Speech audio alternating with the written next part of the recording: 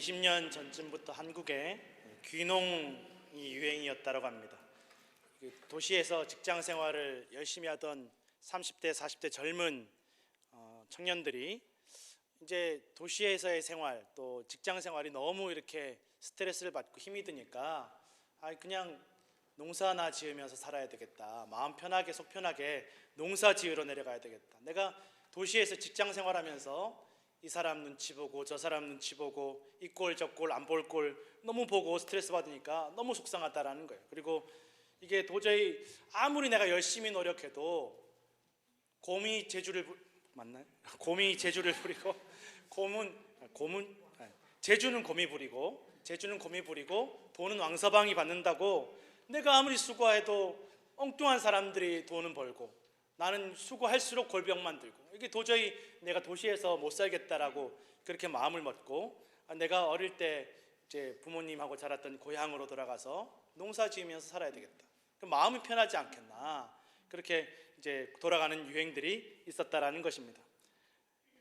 그래서 정직하게 땀 흘린 대로 내가 수고한 대로 농사는 그런 거니까 내가 열심히 노력하면 땀 흘리면 그만큼 내가 거둘 수 있으니까 내가 이제 농사 지으면서 살아야 되겠다. 2004년도에 한 청년이 이런 마음을 품고 고향으로 시골로 농촌으로 내려갔습니다. 농사를 짓기 위해서 어릴 때 내가 아버지 농사 짓는 것도 다 도와드리고 뭐 내가 모르는 게 아니니까 시골 생활 농촌 생활 모르는 게 아니니까 내가 가면 뭐 적응하는 데는 어려움이 없겠지. 그리고 나는 아버지처럼 그렇게 이제 옛날식으로 농사 짓지 않겠다. 그리고 뭐 나는 이제 새로운 농업을 일으키겠다 하고 아주 작심을 하고 농업에 관한 책을 잔뜩 사서 공부를 했다라는 거예요. 농사를 이렇게 지어야 된다. 요때 씨를 뿌리고 이제 아버지 방식은 이제 다 틀렸다. 이제 새로운 시대의 농업을 내가 해서 내가 이렇게 공부하고 또 경험과 이렇게 잘 버무리면 정말 농사로 대박을 쳐서 이게 그냥 텃밭 농사가 아니라 내가 아주 우리 집안을 농사로 일으켜 보겠다라는 그런 야심찬 마음으로 내려갔다라는 것입니다. 내가 기술적으로 과학적으로 또 책에 있는 대로 또 잘 지으면 대박이 날 줄 알았는데 때 맞춰서 씨를 뿌리고 관리만 잘하면 될 줄 알았는데 완전히 현실은 다르더라는 것입니다. 이것도 심어보고 저것도 심어보고 또 이것저것 심어보아도 어떨 때는 정말 실수 한 번 가지고 한 해 농사를 다 그냥 망치는 해도 있었고 또 고추 농사를 지을 때 그때 뭐 유기농으로 지으면 이게 사람들이 좋아하고 다 많이 팔릴 것 같으니까 그래 유기농으로 짓는다는 생각을 사람들이 왜 못했을까? 마치 자기가 혼자 먼저 생각한 것처럼 유기농으로 비료도 안 치고 농약도 안 치고 지었더니만 벌레가 얼마나 꼬이는지 도대체 내가 농사를 사람을 먹으라고 지으라는 건지 벌레 먹으라고 지으라는 건지 이 벌레가 다 먹고 나니까 팔 것도 먹을 것도 없다라는 것입니다. 이게 이래서 안 되겠다. 이 벌레 때문에 못 살겠다. 그리고 또 물을 꼬박꼬박 내가 딱 시간 맞춰서 몇 시간에 한 번, 며칠에 한 번씩 꼬박꼬박 물을 줘야지. 물을 열심히 줬는데 물을 너무 열심히 줘서 고추의 3분의 2가 다 썩어버렸다는 것입니다. 팔지도 못하고 거두지도 못하고 완전히 그냥 농사를 망하는 일이 몇 번이나 있었다는 것입니다. 이런 일들을 몇 번 겪고 나니까 이 청년이 생각했습니다. 내가 교만했구나. 나는 내 생각대로 내가 이렇게 계획대로 잘하면 내가 성공할 수 있을 줄 알았는데 내가 정말 교만했구나. 세상에 쉬운 일이 없구나. 내가 도시에서 사람들 눈치 보는 것 때문에 눈치 보기 싫어서 왔는데 여기 와서는 사람들 눈치 보는 게 아니라 날씨 눈치 봐야 되고 땅 눈치 봐야 되고 작물 눈치 봐야 되고 도시의 직장 상사들은 자기들이 뭘 원하는지 잔소리라도 하는데 도대체 땅은 뭐가 필요한지 나한테 말 한마디 해주지 않고 작물도 날씨도 나한테 뭐 말 한마디 해주지 않으니까 내가 알아서 그 마음을 읽어서 내가 농사를 지어야 되니 얼마나 눈치 보는 것도 더 힘들다라고 생각을 했다라는 것입니다. 또 내가 열심히 노력하면 노력한 대로 내가 거둘 줄 알았는데 그것도 아니다라는 것입니다. 그러니 세상에 쉬운 일이 하나도 없다라는 것입니다. 내가 농사 짓는 것, 우리 아버지 농사 짓는 것 너무 우습게 여겼구나라고 후회를 했다라는 것입니다. 그 이후에 깨닫고 더 겸손하게 더 열심히 마음을 바꾸기 시작했다라는 것입니다. 그러나 그렇게 수고하고 노력한 대로 얻지 못한다라고 해서 내가 이렇게 하나 저렇게 하나 어차피 내 수고대로 다 얻지 못하니까 노력하지 않아야지 수고하지 않아야지 그렇게 마음먹으면 100% 망하더라는 것입니다. 내가 수고한 대로 노력한 대로 다 얻지 못한다고 해서 마음을 놓아버리면, 수고하지 않으면, 노력하지 않으면 100% 망하는 길로 가더라는 것입니다. 20년 동안 호박 농사를 지어온 어떤 분이 이런 이야기를 했다라는 것입니다. 농사는 하늘이 짓고 사람은 관리만 할 뿐이라고. 호박 농사를 지으면서 보니까 햇볕이 그렇게 중요한데 햇볕은 내 마음대로 하지 못하더라는, 사람이 제 아무리 대단한 사람이라도 대통령도 햇볕 어떻게 하지 못하더라는 것입니다. 사람의 힘으로 어떻게 할 수 없는 것이고 자연이 베풀어주는 혜택으로 작물이 자라고 사람은 그저 A급이 나오도록 최선을 다할 뿐이라고, 노력할 뿐이라고 그렇게 이야기했다라는 것입니다. 세상에 여러분 쉬운 일이 없고 내 마음대로 내 뜻대로 되는 일이 없다라는 것입니다. 배 아파서 낳고 또 먹이고 입히고 다 가르치고 기른 자식도 마음대로 되지 않습니다. 내 몸도 내 마음대로 되지 않습니다. 내 생각도 내 뜻대로 되지 않습니다. 더 잘 기르기 위해서, 더 건강하고 행복하게 살기 위해서, 또 나 자신을 위해서 최선을 다해도 오히려 그것 때문에 재앙이 되고 불행이 될 때가 많다라는 것입니다. 인도의 어떤 농부가 이제 밭을 바꾸어서 논으로 바꾸어서 농사를 지었는데 첫 해에 물을 넉넉하게 대주니까 너무 풍년이 들어서 너무 기쁘다라는 것입니다. 그런데 이제 생각하기는 내가 이렇게 수고하고 애써서 내 논에 물을 대느라고 고생을 했는데 보니까 이 내 논에 있는 물이 옆에 있는 다른 사람들 밭에도 다 흘러 들어가서 그 밭도 잘 되더라는 거예요. 이게 너무 화가 나더라는 거예요. 내가 수고는 내가 했는데 왜 저 사람들까지 잘 돼야 되나? 저 사람들은 나를 위해서만 해준 게 없는데 왜 내 물이 저 사람들한테까지 흘러가야 되나? 그래서 그 다음 해에는 물이 한 방울도 흘러가지 못하도록 다 막아버렸다라는 것입니다. 내 밭에, 내 논에만 물이 가득하게 차 있도록 그렇게 관리를 했더니 내 밭에 있는 벼는 다 썩어버려서 하나도 수확을 하지 못하더라는 것입니다. 마음대로 되지 않습니다. 내 뜻대로, 내 욕심대로 한다고 되지 않습니다. 세상에 과연 내 마음대로, 내 뜻대로 되는 일이 어디에 있겠습니까? 모두가 사람들이 소망과 목표를 향해서 최선을 다하고 노력을 다하지만 최선과 노력만으로 원하는 결과를 얻는 사람은 없다라는 것입니다. 세상에서 지위가 올라가고 권력과 명예를 얻고 부유함이 있어도 마음대로 원하는 대로 살 수 없습니다. 흔히들 자기 마음대로 사는 사람, 또 자기 뜻대로 할 수 있는 사람에 대해서 왕 같은 인생, 왕처럼 산다라는 이야기를 합니다.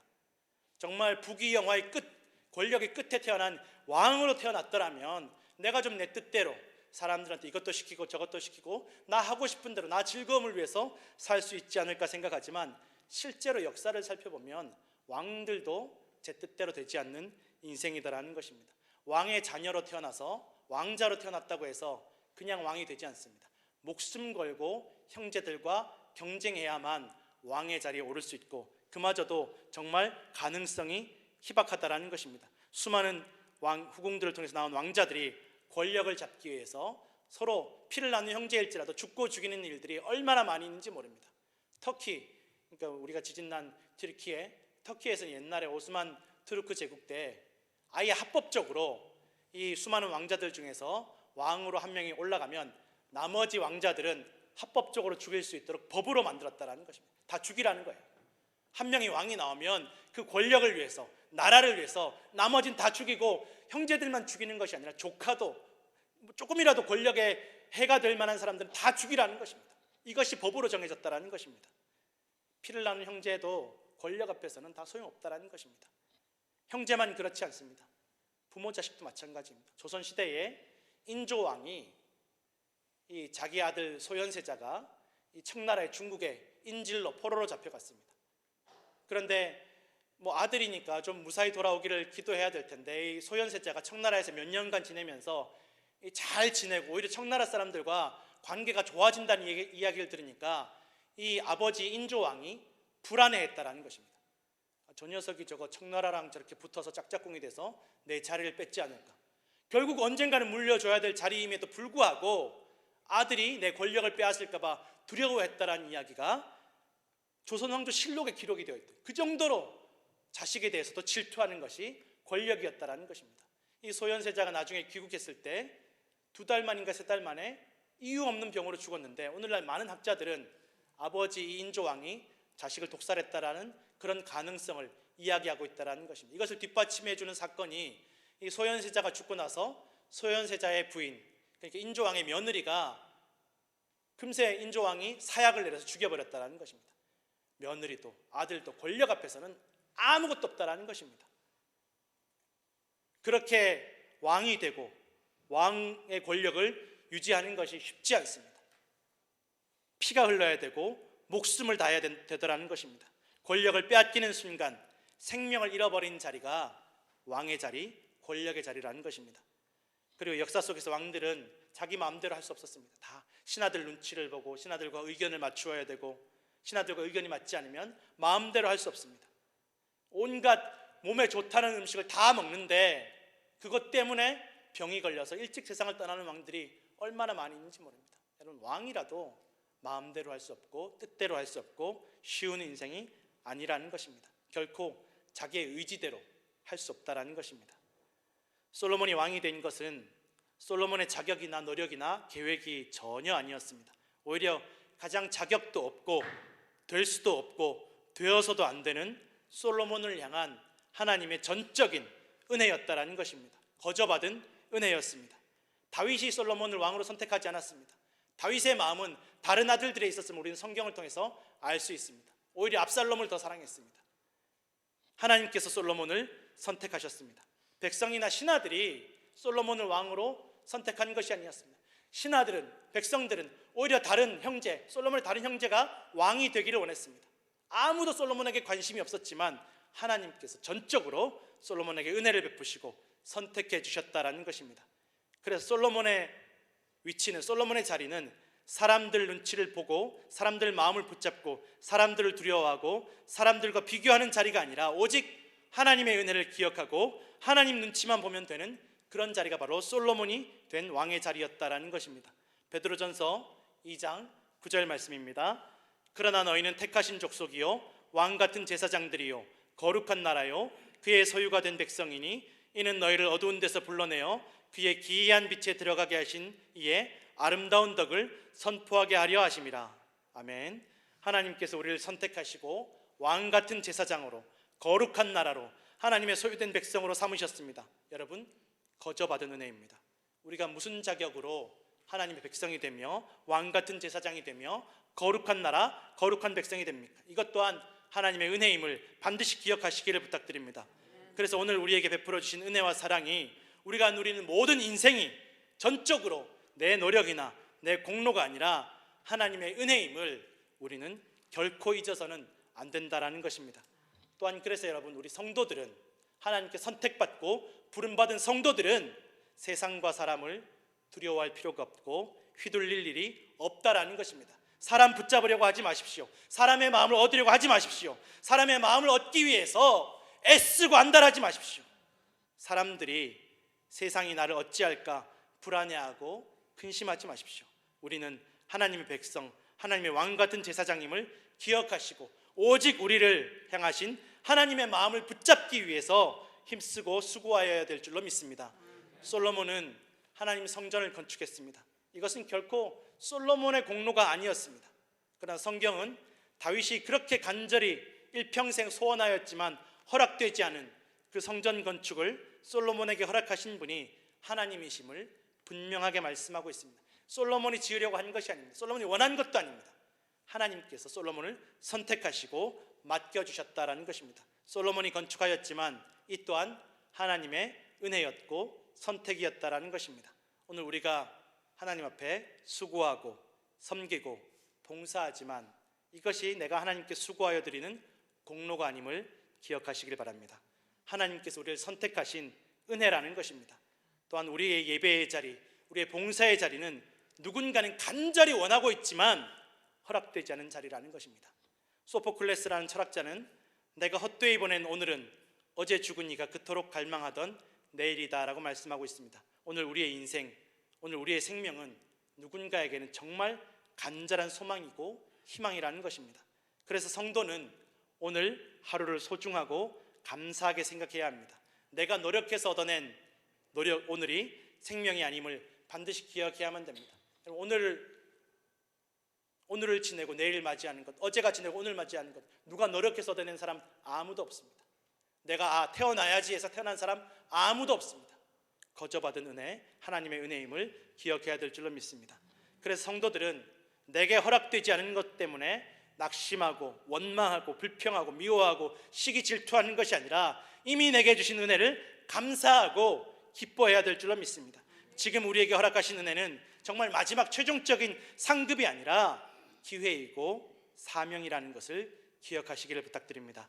오늘 3절 말씀에 솔로몬이 성전을 건축하고 하나님께 예배하고 절기로 지킬 때 하나님께서 솔로몬에게 나타나셨습니다. 내가 너의 기도를 들었고 이 성전을 거룩하게 구별하여 내 이름을 거기에 영원히 두겠고 나의 눈길과 나의 마음이 항상 성전에 있을 것이라고 말씀하십니다. 여러분, 이것은 축복이면서 동시에 경고입니다.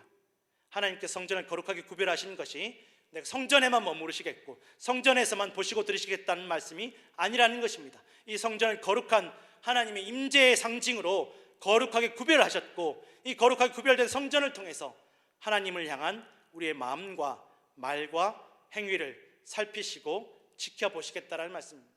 이 성전을 거룩하게 구별하였으니까 성전을 향한 너희의 마음이, 너희의 말이, 너희 행위가 어디에 있는지를 하나님께서 지켜보시겠다는 것입니다.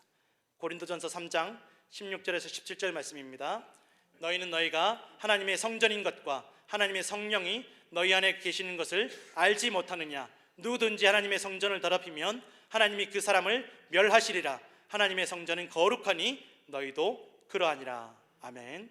예수 그리스도의 십자가와 부활로 인해서 이제 우리는 우리의 육신과 생명이, 우리의 인생이, 우리의 마음이 하나님 앞에 거룩하게 구별된 성전이 되었음을 기억하시길 부탁드립니다. 이것은 엄청난 은혜이며 영광이지만 동시에 십자가입니다. 오늘 본문 4절에서 9절을 보면 하나님은 성전을 건축한 이 솔로몬의 수고를 통해서 성전 건물 그 자체에 관심이 있으신 것이 아니라 이 성전을 건축한 솔로몬의 마음, 너 이렇게 성전을 건축했는데 그 이후로 너의 말과 행위가 어디에 있는지를 지켜보시겠다라고 말씀하고 계십니다. 성전을 건축한 이후에 하나님의 말씀에 순종하는 태도와 마음의 중심을 더 중요하게 살피시겠다라는 것을 우리는 오늘 본문을 통해서 알 수 있다라는 것입니다. 아무리 아버지 다윗이 그토록 원했고 솔로몬이 오랜 세월을 통해서 건축하고 제일 좋은 최고의 자재를 이용해서 건축한 성전이지만 하나님의 임재를 상징하는 거룩한 성전이지만 하나님의 말씀을 순종하는 것보다 중요하지 않다라는 것입니다. 너희가 만약 이 성전을 건축하였어도 이 성전이 거룩하게 구별된 성전일지라도 너희가 하나님의 말씀에 순종하지 않고 너희의 마음이 하나님을 떠나면 이 성전일지라도 내가 던져버리겠다라고 하나님께서 말씀하고 계십니다. 거룩하게 구별된 성전과 이스라엘 민족이 온 세상 속에 웃음거리가 되고 멸망의 상징이 될 것을 강력하게 말씀하십니다. 그리고 그 모든 말씀을 다 지키셨습니다. 성전은 무너졌고 온 이스라엘은 다시 종살이로 들어가고 노예살이로 들어가고 온 세상에 부끄러운 웃음거리와 패망과 멸망의 상징이 되었다라는 것입니다. 많은 성도들이 신앙생활하며 교회에 나와서 예배하고 기도하고 봉사합니다. 교회에 나오는 것 어렵습니다. 정말 힘을 다해서 교회를 나옵니다. 힘을 다해서 예배합니다. 힘을 다해 수고하고 봉사합니다. 이렇게 힘들게 수고하고 예배하고 봉사했으니까 하나님께서 내가 원하는 내 소원 들어주시고 내가 기도하는 말들을 다 들어주시기를 원하시고 들어주셔야 된다라고 그렇게 생각합니다. 그리고 내가 바라고 구하는 것들이 허락되지 않으면, 응답되지 않으면, 이루어지지 않으면, 내 수고와 공로를 알아주시지 않으면, 내가 인정받지 못하면 다 헛된 것처럼 느껴지고 시험 들고 낙심하게 됩니다. 믿음을 잃어버리고 교회를 영영 떠나는 일들이 얼마나 많이 있는지 모릅니다.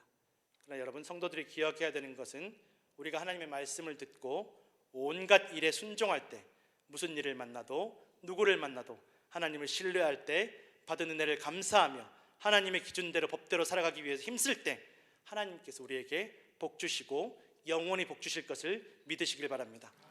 신앙생활은 내 말대로 하나님을 움직이는 것이 아니라는 것입니다. 내 생각대로, 내 마음대로, 내 즐거움을 위해서 하나님을 움직이는 것이 신앙생활이 아니라는 것입니다. 내 마음 즐겁기 위해서 하는 것이 아니라는 것입니다. 하나님의 마음을 기쁘시게 하는 것, 하나님 말씀대로 우리가 움직이고 살아가는 것, 그것이 바로 신앙생활의 원리이고 비밀 아닌 비밀이라는 것입니다. 얼마 전에 유명한 영화 배우였고 또 캘리포니아 주지사였던 아놀드 슈워제네거가 자기 그 인스타그램에 사진과 글을 남겼습니다.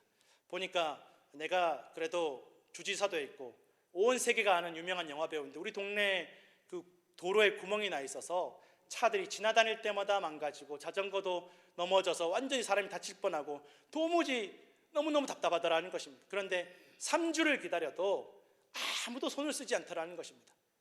도대체 나를 뭘로 아는 건지, 내가 사는 이 동네를 뭘로 아는 건지 막 속상한 마음이 들다가 안 되겠다, 내가 불평하고 원망하기보다 내가 직접 나서야 되겠다. 그래서 인부 2명을 데리고 삽을 가지고 아스팔트를 가져다가 그 구멍을 다 메워버렸다는 것입니다.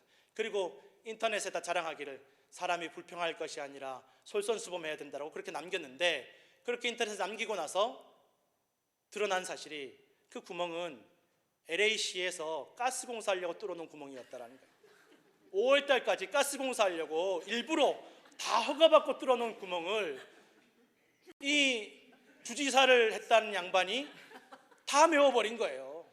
사람들한테 자랑하려고 속상해서 열심히 그 구멍을 메우기 위해서 삽질을 했는데 진짜 삽질이 된 거예요. 우리의 예배가, 우리의 기도와 봉사가 삽질이 되지 않으려면 하나님의 말씀을 듣고 순종하며 하나님께 기도하고 하나님을 신뢰해야 될 줄로 믿습니다. 내 생각과 다를 수 있습니다. 내 판단보다 응답이 더디거나 기다림이 길어질 수 있습니다. 그러나 믿고 순종하면, 기다리면 하나님께서 가장 선한 길로 우리를 인도하시고 문제를 해결해 주실 것을 믿으시기를 바랍니다. 요한계시록 20장 4절에서 6절 말씀입니다. 또 내가 보좌들을 보니 거기에 앉은 자들이 있어 심판하는 권세를 받았더라. 또 내가 보니 예수를 증언함과 하나님의 말씀 때문에 목배임을 당한 자들의 영혼들과 또 짐승과 그의 우상에게 경배하지 아니하고 그들의 이마와 손에 그의 표를 받지 않은 자들이 살아서 그리스도와 더불어 1000년 동안 왕노릇하니 그 부활에 참여하는 자들은 복이 있고 그 나머지 죽은 자들은 그 1000년이 차기까지 살지 못하더라. 이는 첫째 부활이라. 이 첫째 부활에 참여하는 자들은 복이 있고 거룩하도다. 둘째 사망이 그들을 다스리는 권세가 없고 도리어 그들이 하나님과 그리스도의 제사장이 되어 1000년 동안 그리스도와 더불어 왕노릇하리라. 아멘.